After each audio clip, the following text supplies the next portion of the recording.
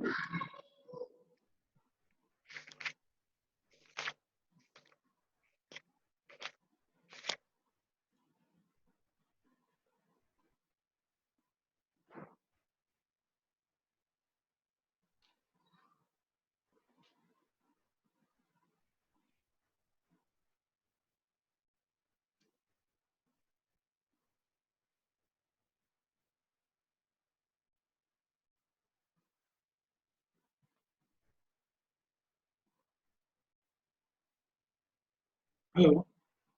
हाँ सर। आज हम लोग का टॉपिक है वर्नालाइजेशन। बहुत छोटा टॉपिक है, आज इस पे हम लोग चर्चा करेंगे। इसमें हम लोग क्या क्या पढ़ेंगे, फर्स्ट ऑफ ऑल तो इसका इंट्रोडक्शन करेंगे कि क्या होता है, फिर द टेक्निक ऑफ वर्नालाइजेशन की बात करेंगे, फिर what is the relation between the vernalization and flowering, what is the mechanism of vernalization. इसी में एक छोटा सा टॉपिक है devernalization and what is the importance of vernalization. सबसे पहले देखते हैं what is the vernalization. Vernalization, this term is derived from the Latin word vernus, which means of the spring, of the spring. What is the vernalization? Vernalization is the induction of a plant flowering process by exposure to prolonged cold of winter or by an artificial equivalent.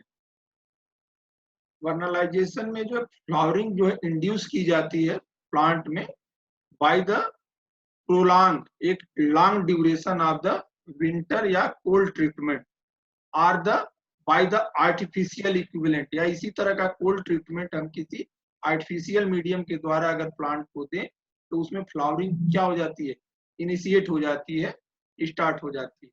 This is the vernalisation. Another word it is also known as the chilling treatment.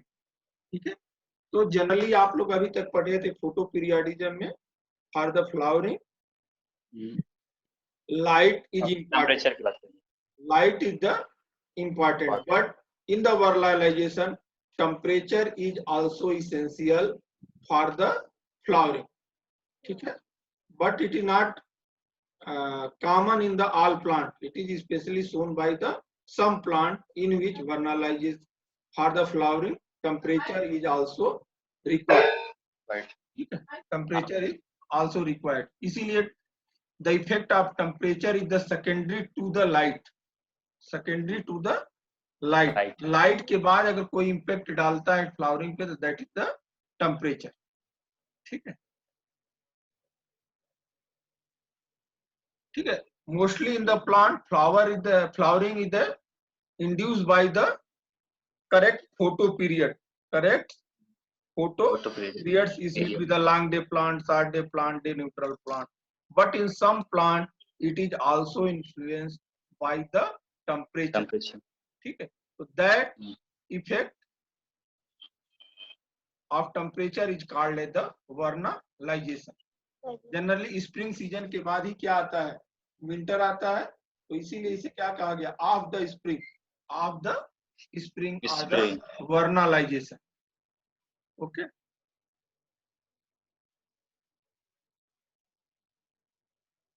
जितने भी annual plants हैं, annual plant में समझ रहे हो ना, पूरी life cycle complete हो जाती है एक साल के अंदर, साल भर में ही कंप्लीट होता है।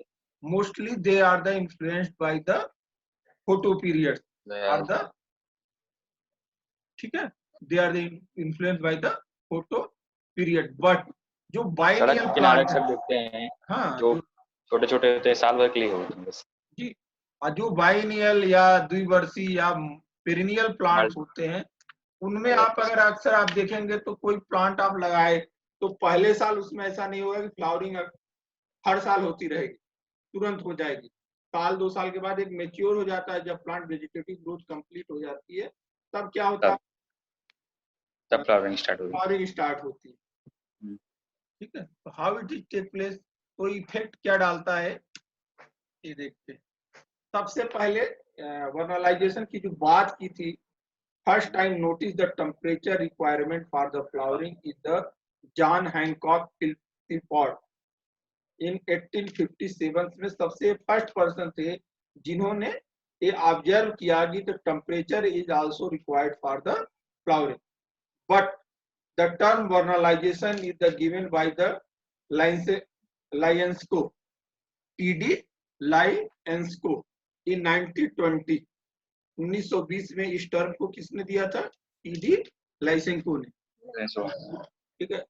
अगर बात करेंगे किसी अन्य साइंटिस्ट की तो इस पे ग्रेगरी साहब and Purvis is also work on the vernalization. Lysenko ने पाया, रशियन वर्कर थे, इन्होंने पाया कि cold requirement for the annual and biennial plant can be made to flower in one growing season by the providing low temperature treatment to young plant or moisture seed।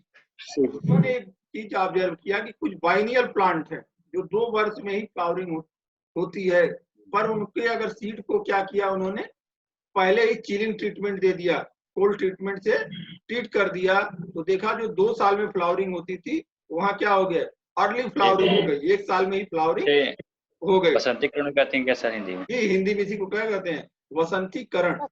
ठीक है। हम लोग inter में थे वो बोलते हैं। हाँ, तो आपको बताया ना, पहला ही टर्म बताया कि ऑफ द स्प्रिंग, बसंत को क्या कहते हैं? स्प्रिंग। पतझड़ के बाद जो होता है,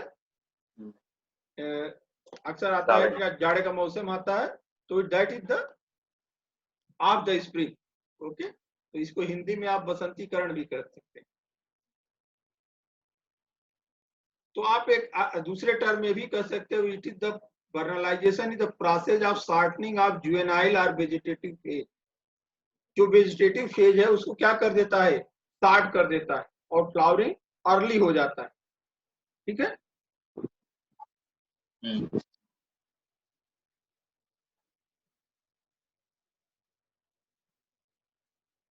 तो it allow the plant to reach vegetative maturity before the reproduction can occur. ठीक है, तो बहुत अर्ली उसमें क्या हो जाएगा, मेचुरेशन हो जाएगा और रिप्रोडक्शन के लिए कंपैटिबल हो जाएगा। तो दैट इज द वर्नलाइजेशन। बहुत से वैरायटी हैं। आप अक्सर देखते हैं क्या होता है कि गेहूं हुआ या बार्ली हुआ या राई हुआ, आप ये पौधे देखिए एनुअल प्लांट हैं, लेकिन ऐसा कोई भी गेहूं नहीं आप देखे होंगे जो क्या हो, गर्मी में लगाया जाए और क्या हो, जाड़े में उसकी फसल काट ली जाए। हमेशा क्या होता है, कब लगाया जाता है? ठंड में लगाया जाता है। और मेच्योर कब होता है? गर्मी आते आते मेच्योर हो जाता है। यानी फ्लावरिंग कब होगी?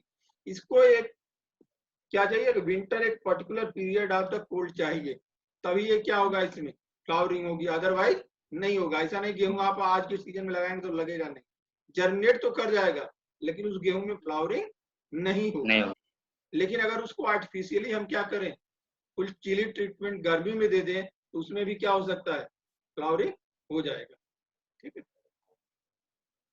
इसी तरह बाइनियल प्लांटों में देखा गया, कैबेज हुए, सुगर बीट्स हुआ, कैरेट्स हुआ, ये सब क्या थे, द्विवर्षीय पौधे थे, लेकिन इनके सीड को क्या कर दे, शुरू में ही ट्रीटमेंट दे दें तो ये क्या हो जाते हैं, दे बिकम द एनुअल। और इनका क्या होता है, ग्रोइंग सीजन से पहले ही फ्लावरिंग हो जाता है।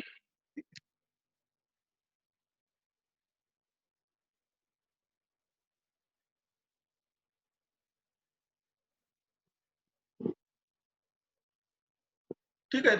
These plant specially they are the germinate over winter as a small seedling.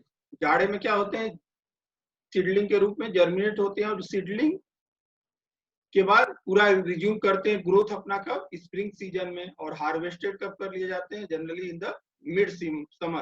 अब देखिए गर्मी है, इसके पहले ही क्या हो गया, पूरे गेहूं की फसल क्या कर ली गई, सब काट उठ के खत्म हो। ठीक है।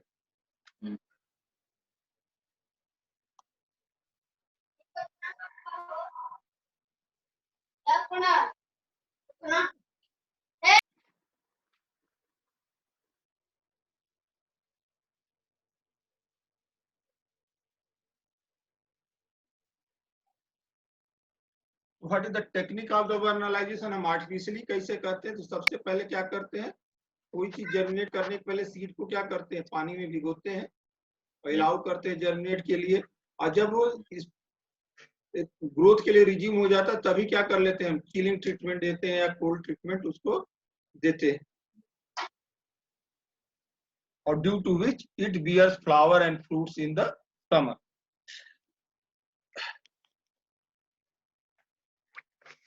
देखिए एक डायग्राम के द्वारा बताया गया है, जैसे विंटर राई है, ठीक है, जाड़े में होना है, इसको क्या किया हमने, chilled for the 2 months at 5 degree Celsius, planted at the ordinary temperature, ठीक है।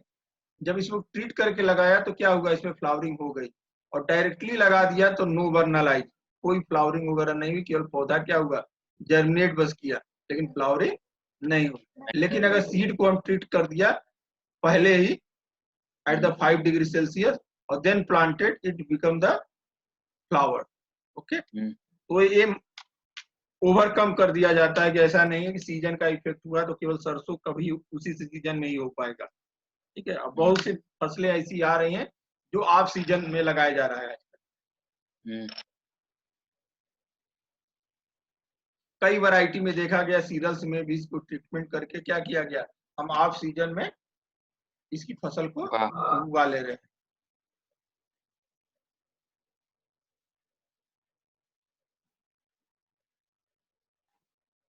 इसलिए जितनी भी विंटर वैरायटी हैं, जाड़े वाली जितनी भी फसलें हैं, उनके लिए क्या है, अनिवार्य ये नहीं है कि 60 डे है, उनके लिए अनिवार्य क्या है, चिलिंग ट्रीटमेंट। एक पर्टिकुलर पीरियड का क्या चाहिए उनको, लो टेम्परेचर चाहिए, जो कहाँ मिल सकता है, केवल जाड़े के दिनों में मिल सकता है। लेकिन अगर हम उनको आर्टिफिशियली प्रोवाइड कर दें बिफोर द जर्मिनेशन, तो क्या हो सकता है, they become the flower, okay.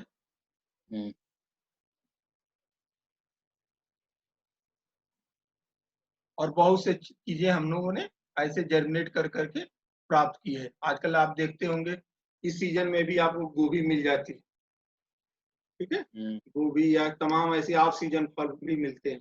वो ऑफ सीजन फल कैसे मिलते हैं, बाय द इन्हीं सब टेक्निक का हम यूज करते हैं। चाहे वो 60 डे प्लांट है तो उसको लॉन्ग डे में 60 डे जैसा माहौल प्रदान कर दें आर्टिफिशियली, या अगर वर्नलाइज प्लांट है जो चिलिंग ट्रीटमेंट चाहिए तो जाड़े वाले गर्मी के दिनों में क्या कर दें, कोल्ड स्टोरेज में उसको ट्रीट कर दें, पहले ही ट्रीट कर दें कुछ इस तरह से आर्टिफिशियली, तो क्या हो हैं कि धान को इस समय गर्मी उगाते हैं सर। हाँ, तो 2 फसलें आ रही हैं उसकी भी, सीरियल्स पे तो बहुत हो गया है इस समय, ठीक है। हम 2013 मई में नवसारी से सूरत भी जा रहे थे। हाँ, वो आ रही हैं ऐसी फसलें भी, देखे हैं, एक तरफ गेहूं लगा है, एक तरफ धान भी लगा है। हाँ, 2 तरह के आ रहे हैं इस समय, ठीक है। तो उनको पहले ही क्या कर लेते हैं, उनमें चेंजेस कर दिए गए। इसी को ग्रेगरी एंड परविस ने 1937 में एक ऑब्जर्व किया, तो कोल्ड ट्रीटमेंट का रिवर्स भी हो जाता है कभी कभी। अगर कोई वर्नलाइजेशन है, आप चाह रहे हो कि इसमें फ्लावरिंग ना हो, तो जाड़े में क्या कर दो, उसको हीट कर दो, ठीक है, हाई टेम्परेचर दे दो, इस the phenomena of the vernalization become the reverse, and that is called as the devernalization, ठीक है।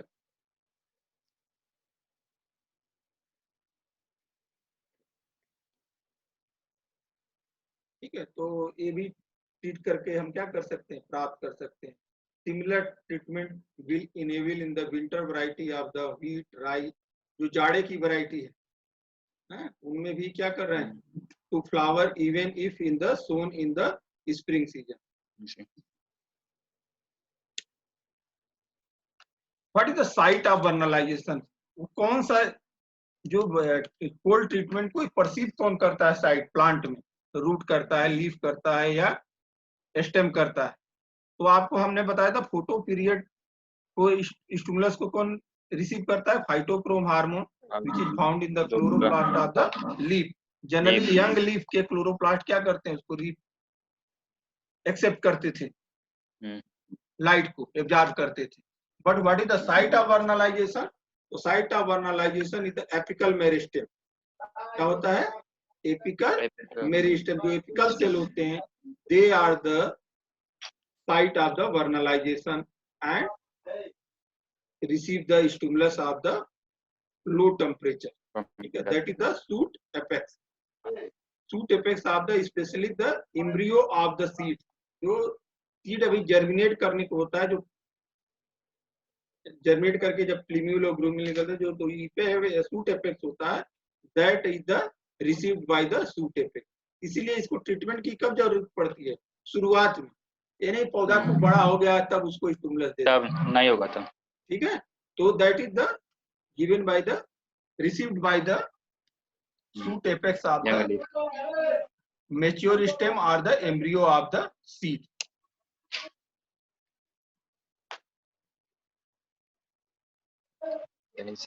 ठीक है. In nature vernalization take place in the seed stage in the annual plant. जितने भी एनुअल प्लांट है उनमें जनरली कहाँ देखा जाता है? उनके सीड स्टेज. ठीक है. जो बाइनियल होंगे उनमें कहाँ दिखा जाएगा? लीफ में, sorry apical meristem of the stem. ठीक है, स्टेम. हाँ, तो वहां पे लेटर स्टेज में जो है बाइनियल और पेरिनियल होंगे. जो 2 साल के होंगे या 1 साल के होंगे उनमें इफेक्ट नहीं होता है. ये कब रिसीव करते हैं? जब एक पीरियड मैच्योर हो जाता है, यानी 1 साल की ग्रोथ हो जाती है, तब उनका शूट एपेक्स क्या करता है? स्टिमुलस को एब्जॉर्ब करता है. ठीक है, यही रीजन है.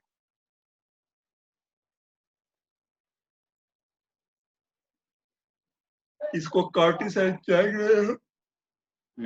शूट एपिकल मेरिस्टेम पे 1930 में इसको एक्सपेरिमेंटली प्रूव भी किया कि कौन सा साइट है जो इसको रिसीव करता है.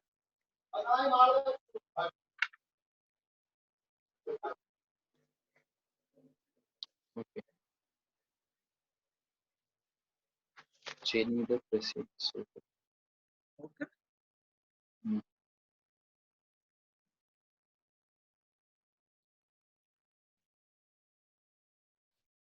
तो आप समझ गए कि site of the vernalization is the apical meristem of the young embryo और the apical meristem of the stem. Okay. Generally in case of the biennial और perennial it is the apical meristem of the stem, but in case of the annual plant it is the apical meristem of the seedlings. Okay. अब आप बात करें mechanism की, तो सबसे पहले इस पे वर्क किया अकॉर्डिंग टू छैलाख्यान, एक साइंटिस्ट का नाम था. in 1968 इन्होंने कहा कि जो इसके लिए रिस्पॉन्सिबल हैं, these are the 2 chemicals, one is the gibberellin, another is the anthocyanin. Gibberellin तो एक्सट्रैक्ट कर दिया गया, gibberellin and the anthesin. He also assumed that the cold treatment resulted in the production of the vernalin. एक अलग chemical का नाम लिया, that is the vernalin, which is the hypothetical. उसको एक्सट्रैक्ट अभी तक नहीं किया गया. ठीक है. तो इन्होंने शो किया कि gibberellin is the most important. इन्होंने कहा कि लॉन्ग डे प्लांट जो होते हैं, इन द लॉन्ग डे, जब लॉन्ग डे मतलब गर्मी के दिन में, तो vernalin is the converted into the gibberellin. Okay. और एंथोसिन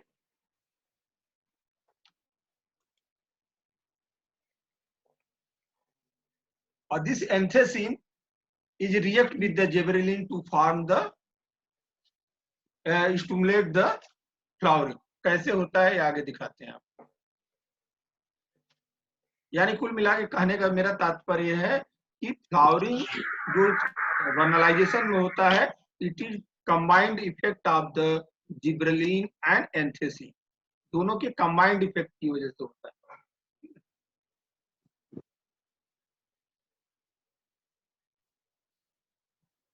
मैकेनिज्म ऑफ वर्नलाइजेशन की बात करें तो कई तरह की हाइपोथेसिस दी गई है. हम यहाँ पे 2 की चर्चा केवल करेंगे. One is the hypothesis of the hormonal involvement. एक हाइपोथेसिस, दोनों हाइपोथेसिस हैं. क्लियर कट हाइपोथेसिस समझ रहे हैं. It is not experimentally proved, ये एजम्पशन है. ठीक है, ऐसा होता होगा. तो जो पहला हाइपोथेसिस था, that is the based on the hormonal involvement. उन्होंने कहा कि हार्मोन के इन्वॉल्वमेंट की वजह से क्या होता है, ये वर्नलाइजेशन होता है. जैसे फोटोपीरियडिज्म में बात की गई, इसको दिया था छैला, श्याम साहब ने अभी बात की. इन्होंने कहा था कि vernalin is the produce in some biennial plant are the winter cereals. जितने भी जो जाड़े वाले धान की फसलें हैं या अन्न की फसलें हैं, उनमें क्या होता है, वर्नलीन प्रोड्यूस होता है एट द लो टेम्परेचर। कब प्रोड्यूस होता है? At the low temperature in the long day. Long day यानी जब गर्मी आती है, तो in the long day vernalin is the converted into the gibberellin, converted into the gibberellin. और anthesin is present in the long day plant, और anthesin along with the वर्नलीन cause the flowering of the long day in the long day plant. But in short day condition, जब वही condition क्या हो जाता है, छोटा हो जाता है, यानी दिन क्या हो जाता है, छोटा हो जाता है, तो vernalin is not converted into the gibberellin. Vernalin क्या होता है? It is not converted into the gibberellin, और due to the lack of anthesin flowering does not occur, flowering does not occur. ये इन्होंने रीजन बताया और इस तरह से कहा कि दोनों के कंबाइंड इफेक्ट से, वो जिब्रेलिन हो और एंथेसिन हो। और वर्नलीन एक हाइपोथेटिकल था, इन्होंने कहा vernalin is the converted into the gibberellin, बनता है जो क्या कन्वर्ट होता है जिब्रेलिन में, और एंथेसिन के साथ रिएक्ट करके क्या कर देता है, फ्लावरिंग करता है। But this conversion is take place only in the long day condition. कब होता है? लॉन्ग डे होता है। ओके। दूसरा हाइपोथेसिस दिया गया, that is called as the phasic development, hypothesis of the phasic development which is produced by the Lysenko. इन्होंने कहा कि development of annual seed plant consist of a series of phase. हर plant की क्या होती है, एक डेवलपमेंट की फेज होती है। वो सीडलिंग फेज में रहेगा, फिर मैच्योर फेज, वेजिटेटिव फेज में आएगा, फिर मैच्योर फेज में होगा। और हर फेज जो है का इनिशिएशन क्या होता है, on the termination of the previous phase. जब एक फेज कंप्लीट हो जाती है यानी टर्मिनेट कर जाती है, तब अगली फेज क्या होती है, स्टार्ट होती है। यानी विदाउट वेजिटेटिव फेज सीधे सीडलिंग से हम क्या कर सकते हैं, रिप्रोडक्टिव फेज में नहीं आ सकते, तो एक फेज में होता है। ये भी हाइपोथेसिस है, कैसे होता है। इन्होंने दो फेज बताया, एक फेज का नाम दिया थर्मोफेज, एक को नाम दिया photophase. Thermophase is the depends on the temperature, ठीक है, और दैट इज द वर्नलाइजेशन। और thermophase should follow the photophase, और थर्मोफेज जब कंप्लीट हो जाता है तब आज बारी आती है किसकी, फोटोफेज की। ओके। तो इन्होंने कहा कि अगर टेम्परेचर का ट्रीटमेंट नहीं देंगे शुरू में तो क्या होगा, यानी वो जाड़े का जो शॉर्ट पीरियड है, अगर नहीं सीड को मिला तो सीड में फ्लावरिंग नहीं होगी, चाहे आप जो कर लो, जितना लाइट दे दो, ठीक है। तो खास करके जो एनुअल सीरियल्स हैं उसमें ऐसा देखा जाता है। गेहूं की फसल दुर्गा पूजा के सीजन में भी लगाते हो तो खूब अंकुरित हो जाता है, कलश स्थापना करते हो तो अंकुरित हो जाता है कि जो आज का अंकुरित हो जाता है, लेकिन कभी उसमें फ्लावरिंग नहीं हो सकती बिकॉज उसको चिलिंग ट्रीटमेंट नहीं मिला, ठीक है। इसी पे एक और थ्योरी दिया था मेल्चर साहब ने, हार्मोनल थ्योरी। ओके। दूसरा था epigenetic change in the gene expression, genetic theory भी दिया गया इस पे। डिवर्नलाइजेशन की ऑलरेडी हम बात कर चुके हैं, it is the reversal of the vernalization by the high temperature treatment, ठीक है। अगर किसी पौधे को क्या कर लें, हाई ट्रीटमेंट कर दे तो रिवर्स हो जाता है वर्नलाइजेशन का इफेक्ट। सर नेहा 3 दिखाई दे रही है इसमें। कई मोबाइल से कनेक्ट कर दिया होगा अपने को।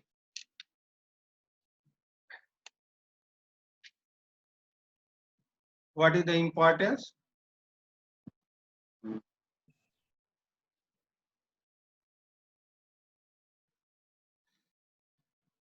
पहली बात तो क्या होता है, इट शॉर्टनिंग कर देता है वेजिटेटिव पीरियड को।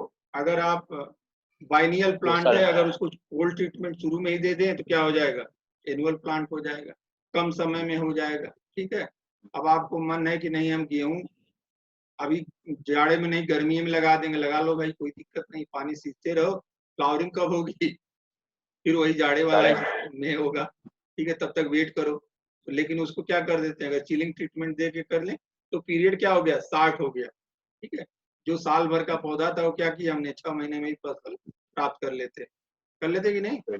राइस और वीट साल भर नहीं रहते हैं, 3-4 महीने में फसल कट जाती है। इंक्रीज द यील्ड, एक तो यील्ड भी क्या हो जाता है, इंक्रीज कर जाएगा, क्योंकि resistance to the cold and disease. अगर किसी को जाड़े के द्वारा हम क्या करें, जाड़े की फसल है तो जाड़े में ही लगाएं, तो जाड़े में एक तो फायदा, भले वर्नलाइजेशन हो जाएगा, ट्रीटमेंट हो जाएगा, लेकिन due to the high low temperature क्या हो सकते हैं, जाइलम में ही सारे वाटर क्या हो जाए, फ्रीज कर जाए और इंजरी हो जाए, उसमें कोल्ड इंजरी हो जाए, पौधा जो है क्या कर सकता है, किल हो सकता है। उससे बचने के लिए क्या कर सकते हैं, आर्टिफिशियली कर दीजिए वर्नलाइजेशन, उसके सीड को ही क्या कर दीजिए, कूलिंग टेम्परेचर द्वारा ट्रीट कर दीजिए और गर्मी में ही फ्लावरिंग करा लीजिए। These are the importance of the vernalization, artificially हम लोग करते हैं अक्सर। ठीक है, तो this is all about the vernalization.